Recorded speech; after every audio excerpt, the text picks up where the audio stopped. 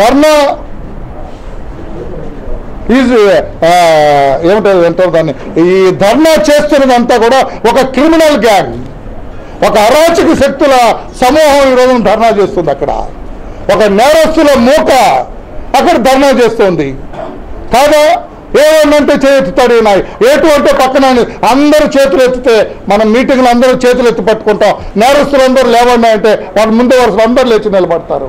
ఇదెక్కడికండి?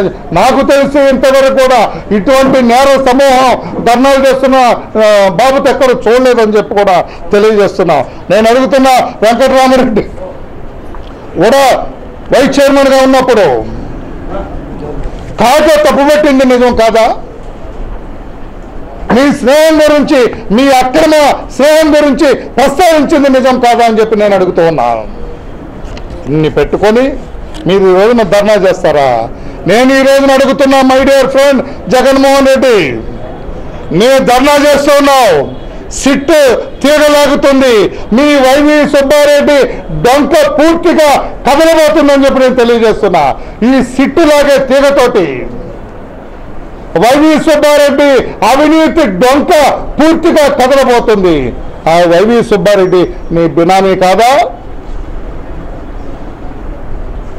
YV Subbareddy మా బాబాయ్ ఆస్తులకి నాకు సంబంధం లేదని ఒక ఎఫిడవిట్ ఇవ్వగలవా? సంతోషపడతాడు వైవి సుబ్బారెడ్డి నువ్వు ఇస్తే. మా బాబాయ్ వైవి సుబ్బారెడ్డి ఆస్తులు నాకు సంబంధం లేదు అని ఒక ఎఫిడవిట్ ఇస్తావా ఈ విశాఖపట్నం ధర్నా సభలో? ఆ బాబాయ్ నీ ఆస్తులో ₹1 కూడా నాకు కానీ నా కుటుంబ సభ్యులకి ఇవ్వద్దని ఒక ఎఫిడవిట్ ఇవ్వగలవా జగన్మోహన్ రెడ్డి అని నేను అడుగుతున్నా. అది ఈజ్ ఎవరు బినామీ? ఆ కూర్చున్న వాళ్ళందరూ కూడా నీ కో అక్యూజ్డ్. ఇటువంటి జగన్మోహన్ రెడ్డి గారు ఈ రకంగా మాట్లాడటం కరెక్ట్ కాదు. బొత్స సత్యనారాయణ గారు అసలు ఆయన అవినీతి గురించి మాట్లాడొచ్చండి? నేను రాష్ట్ర ప్రజలను ఒక చిన్న ప్రశ్న అడుగుతున్నా. బొత్స సత్యనారాయణ అనే మనిషి అవినీతి గురించి మాట్లాడొచ్చా? పూనా దాదాపు ఇతను అవినీతికి భయపడి వోక్స్ వ్యాగన్ కంపెనీ మన రాష్ట్రంలో పెట్టమని చెప్పి మహారాష్ట్రలో పెట్టినారు. పూణేలో దాదాపు 40 కిలోమీటర్ల దూరం కాంపౌండ్ వాల్ ఉంది. మొన్న మధ్య వెళ్ళినప్పుడు నేను చూశాను. నేను ఏమిటి కాంపౌండ్ అంటే వోక్స్ వ్యాగన్ కంపెనీ.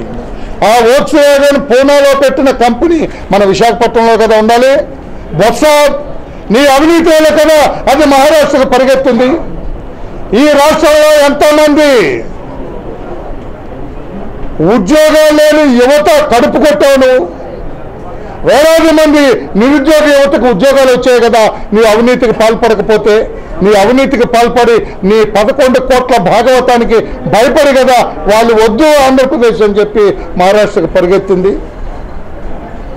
నేను అడుగుతున్నా, ఎవరి బొత్స లక్ష్మణరావు? ఇంత కూర్చున్నా నువ్వు కూడా పక్కనున్నావు, ఆ నేరస్తులలో నువ్వు కూడా ఉన్నావు.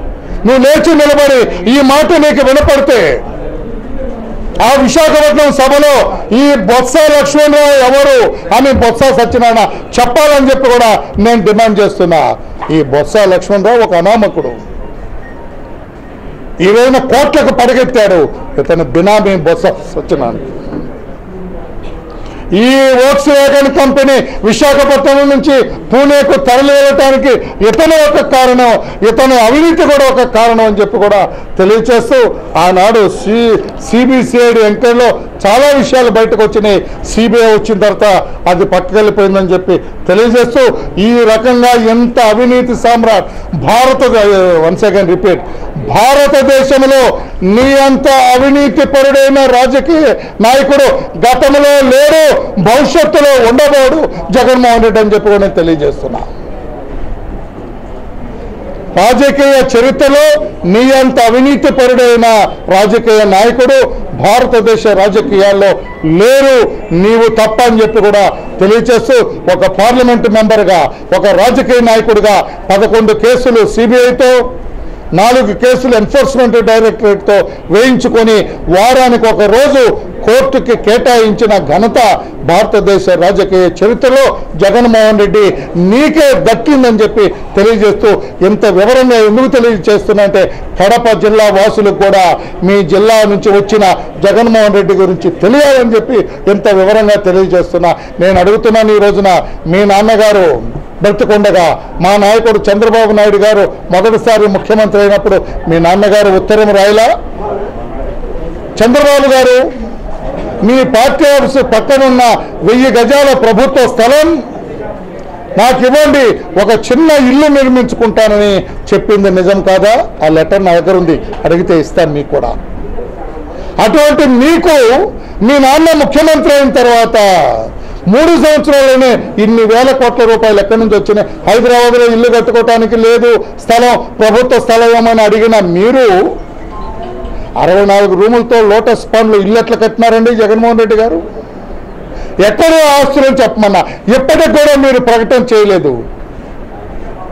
కడప జిల్లా వాసులారా, ఇప్పటికి కూడా లోటస్ పాండ్కి కట్టిన డబ్బు ఎక్కడి నుంచి వచ్చిందో జగన్మోహన్ రెడ్డి గారు ఇంతవరకు కూడా తెలియచేయాల.